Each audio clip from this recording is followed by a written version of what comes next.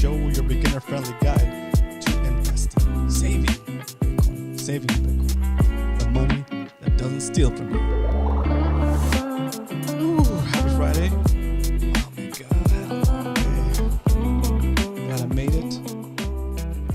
My son was talking to me for like 2 minutes before I realized that it was already 8:15. All right, well, welcome to the show.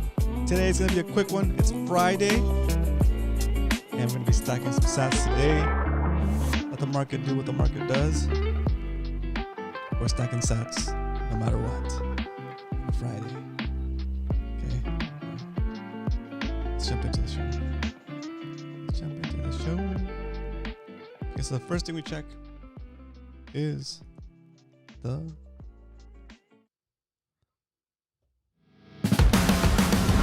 SATS strength.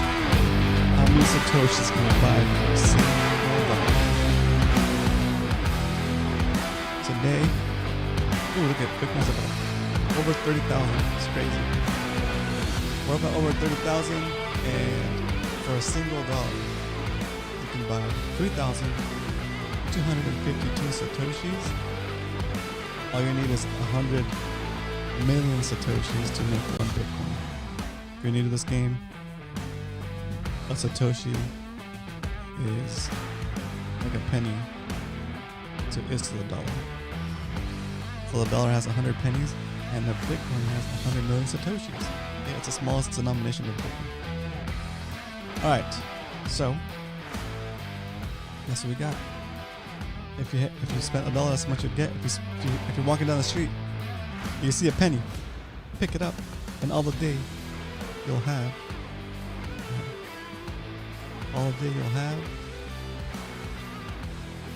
32.5 satoshis for 1 penny. Such a deal. Such a good deal. Okay. I mean, we're looking at this now. You might be thinking, man, satoshis are so cheap. Are they? Last week, we were able to get 40 satoshis for a penny.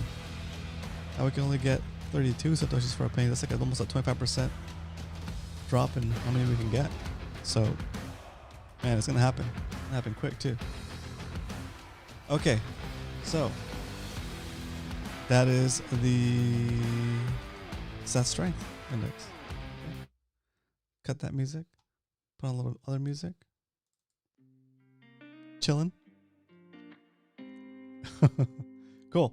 All right, let's jump into the next segment of the show, which is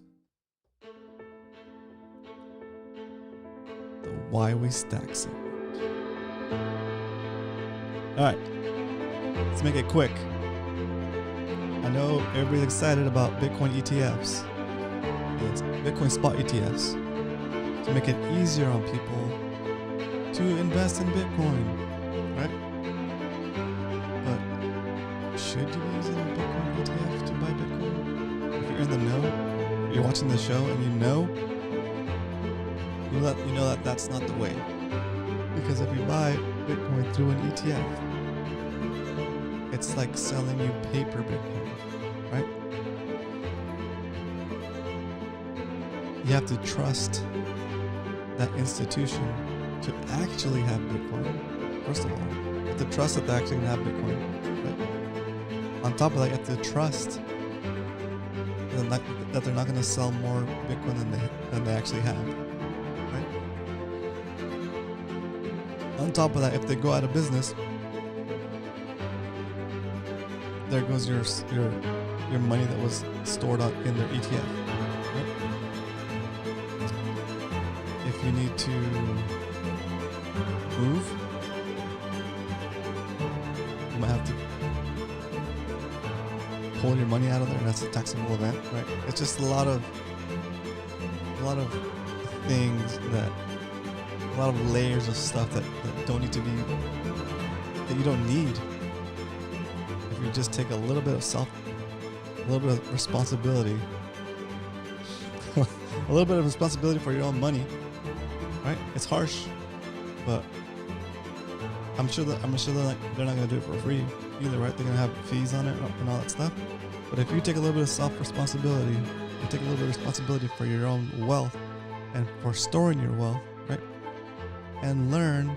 It could take you like an hour, maybe 30 minutes to an hour, 2 hours tops, to learn how to self-custody your Bitcoin so that it's not sitting on an exchange or in a ETF, wherever. Is that even Bitcoin, right? Like, are they going to be?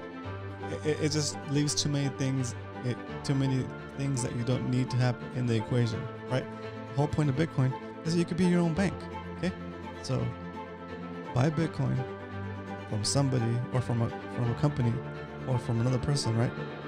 Through proper means, or mine Bitcoin, and then take that Bitcoin into self-custody. And when companies like BlackRock or any other one, these companies that are trying to start their Bitcoin ETFs, when they get in hot water because they sold more paper Bitcoin than they actually hold, or something like that, you won't have to worry about it because your Bitcoin is safe in your self-custody and it's outside the reach of what they're doing. And even better, once if they continue to pump up the price and all that stuff, it won't matter because your coin is still kind of like out of that game, right? And that's kind of the whole point, is that you don't want to have someone hold your wealth, that you have to ask permission to use your own money, right? So banks, ETFs, just buy Bitcoin straight up, hold it in self-custody, then it doesn't matter. Exchanges be damned, banks be damned, it doesn't matter. Your coin is still safe because it's on you or it's with you, right? So that's all I wanted to share today. Yeah, it's great. It's great that they're coming into to Bitcoin, because they are probably going to push the price up when they buy a bunch of Bitcoin to start their ETFs and all that stuff. So that's good, because it's going to make more. You're basically front running them if you're buying Bitcoin now, right? So when they get in it, just the volume of buying they'll do will potentially pump Bitcoin. Also, we have the halving coming up in about a year. Actually, in 10 months, something like that. We have a halving clock.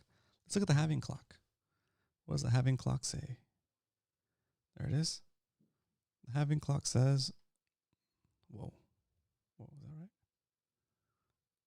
Bitcoin halving countdown doesn't make sense. Is that right now? I think this is wrong. Oh, that's right. Is that right? In about a year. Just 265. Interesting. Is this off? Oh, it changes it. Anyway, well, it's about a year away. And that plus the additional, so that's going to shrink the supply. That's going to make it more scarce. What up, Carl? Let's go. It's going to make it more scarce.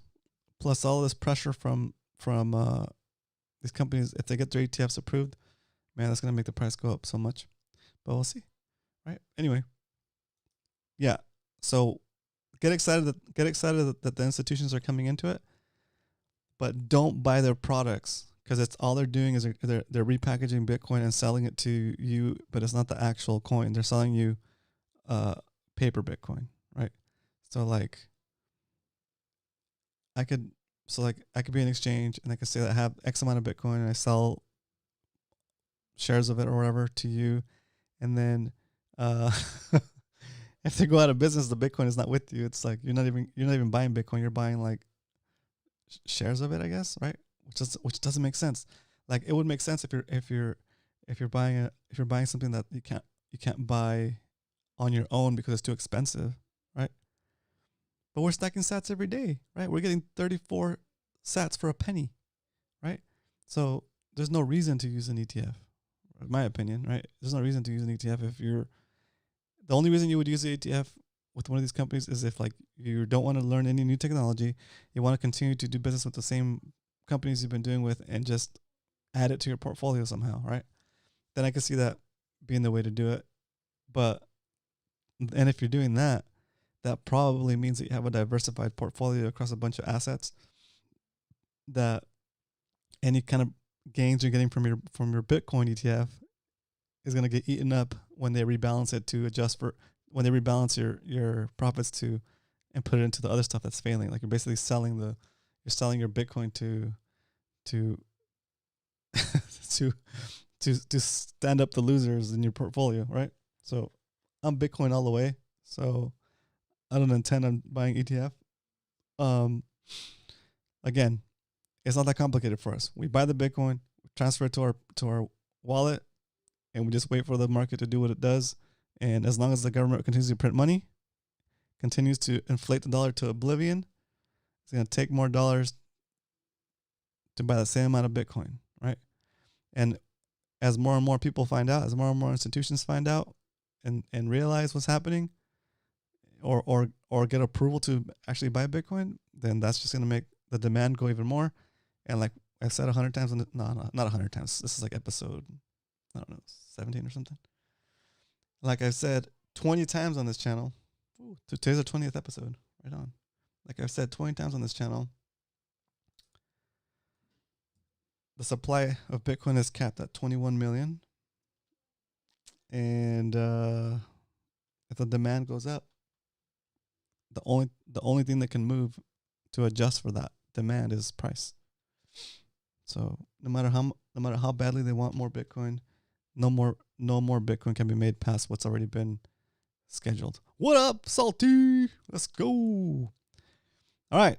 So that being said, that concludes the Why We Stack segment. And now it's time for the stack recap. Let's see what our holdings are doing for the show and figure out if we need to spend $10, $15, or $25. Here we go. Oops. Alrighty, so it looks like we're at a 14%, 14.76 gain since we started the show. Our current Satoshi holding is 911,266 sats. We're almost sat millionaires. It cost us $244.37 to acquire those sats, and they're now worth $280.44. Okay, not bad, not bad. Okay, all in. Sell your house for BTC. I would, Salty, but the interest rate we got on our house right now is so good that it's like, if inflation keeps going up, man, it's like paying. It's like using inflation in your favor. So that's the only time inflation will work in your favor, is if you have a really good interest rate on your home, or on a debt, and inflation is going up way faster than your interest rate, then you're paying that same debt with cheaper dollars in the future. It's basically what the government's doing with their debt. Okay, so that's why they have to keep raising the interest rate. Okay, so today is the 23rd. So let's get this set up and then we'll do our buy for today. 6/20.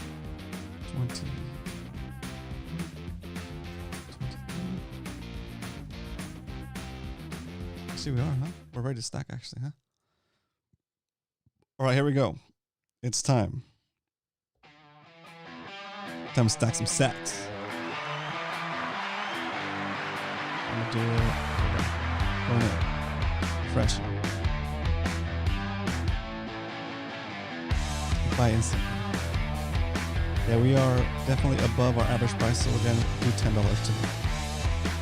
$10. Preview buy.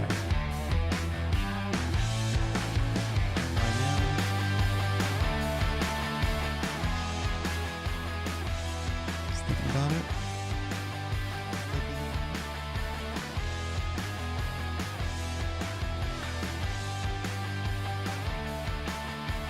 Almost forgot to grab that.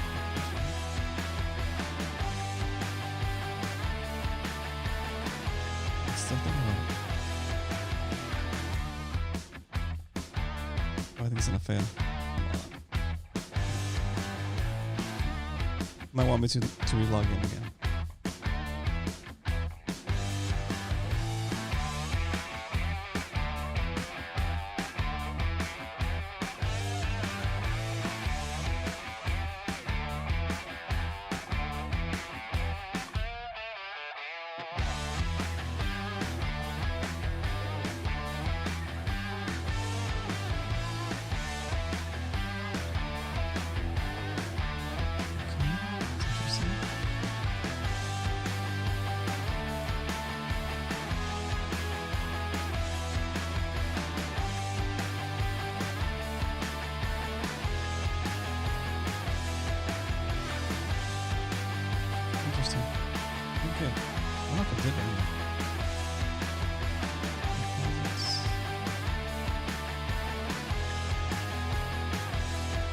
gonna try it one more time, guys. Give me a second.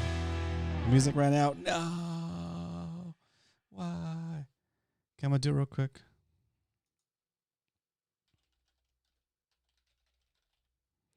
I think I might need to relog in. Here.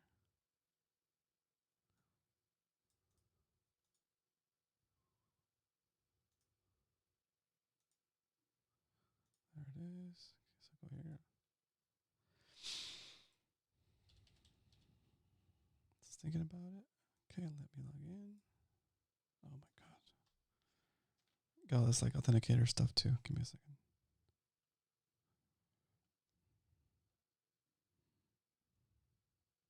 That's what happens with live TV or live shows. Let's see, where is it? Down here.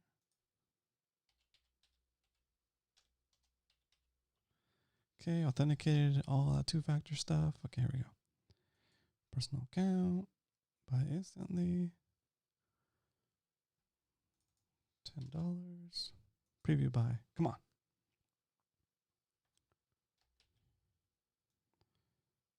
Here we go. Trying it again. You can do it.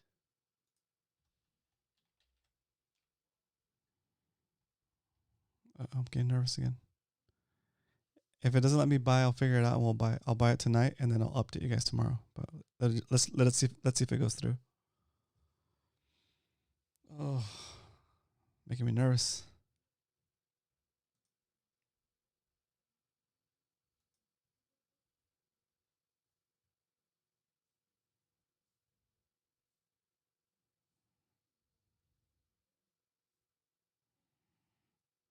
Oh my gosh. Yeah, it's gonna fail probably. Oh, that's so annoying.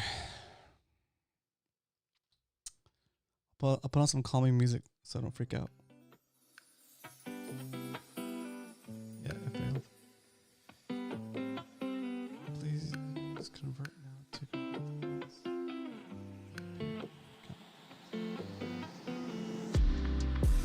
Oh shoot.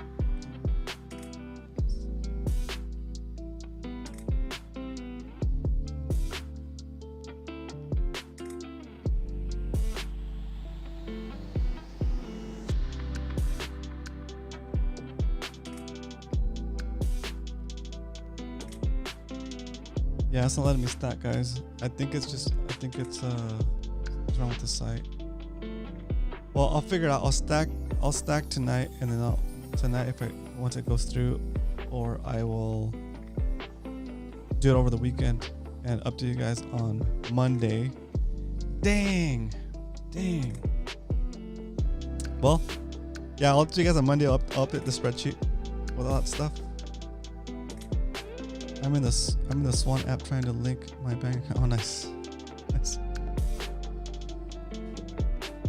Yeah, it goes pretty fast, but I mean, when it's working, it's working. If it's not, when it's not, it's not. I guess.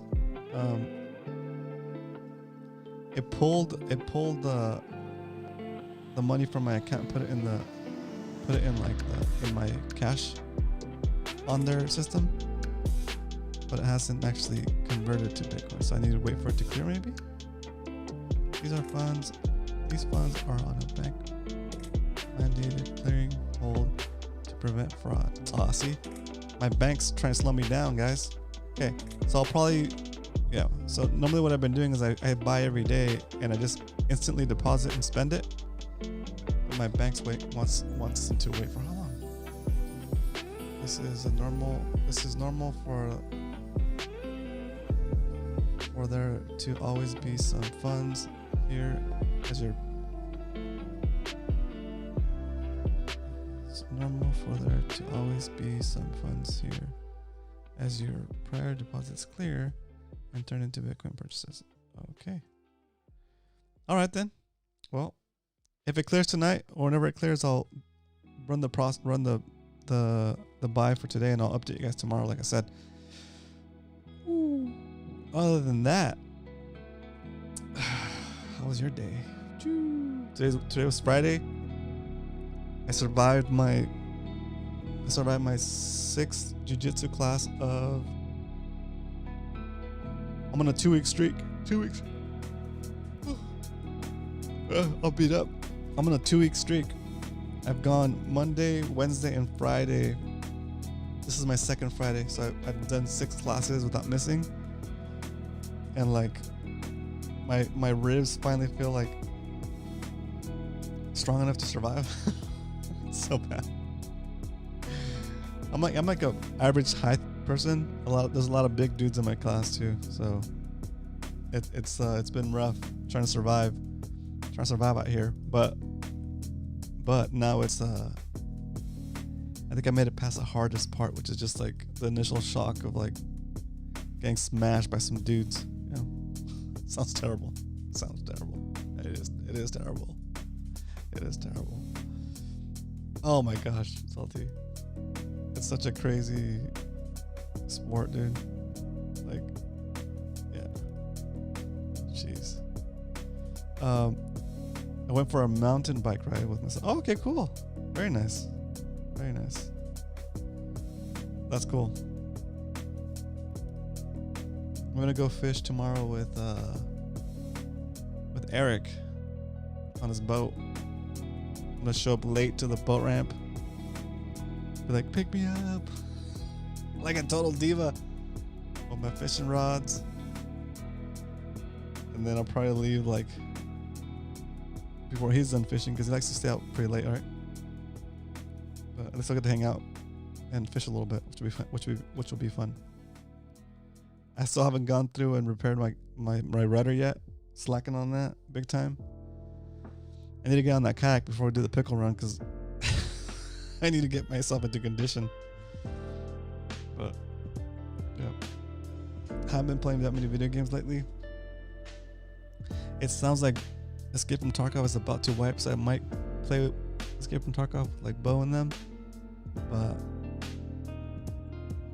yeah, probably not. I've been just slacking. I see like my fishing channel is like at 9,950 subscribers, dude. Fortnite, yeah, Fortnite is fun. So I need to now that I have my the Bitcoin stack working. I think I hyper focused on Bitcoin for sure. Like you said, Salty, my ADHD or ADD. I super focused on Bitcoin, but now I feel like I'm in a good spot.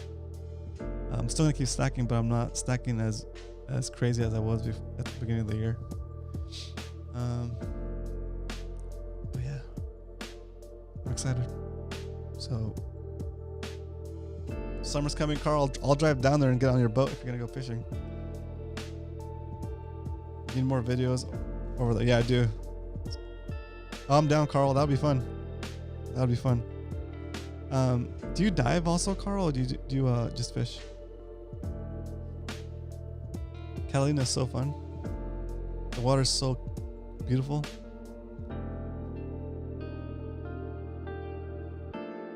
Yeah, let's figure that out, Carl. We'll do it. Maybe we'll invite Leonard and Salty if they do have enough room. That'll be fun. All right, gentlemen. Thanks for tuning in today. I hope you guys have a great weekend, and keep stacking. Carl, I hope that goes through better for you. If you have any issues, let me know. Becoming a boat diva, yeah, dude. who's becoming a boat diva? I'm just kidding. It's nice though, right, Salty? Just fishing off the boat is so nice, dude.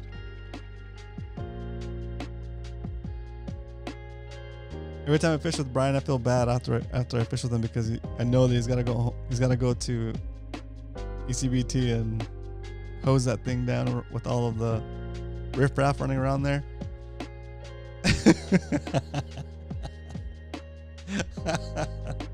Nice. All right, guys. I'll see you guys. I'll see you guys. I might see some of you guys this week. I might see you this weekend, Salty, if you're out there fishing. But if not, I'll see you guys soon.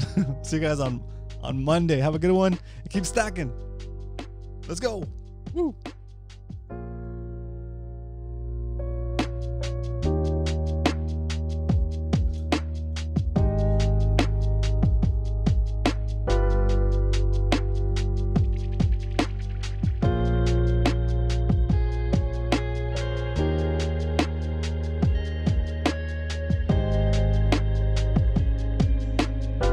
Richard, Salty, Carl, and Roman. That's it. Let's go. Catalina. Yeah, that would be cool.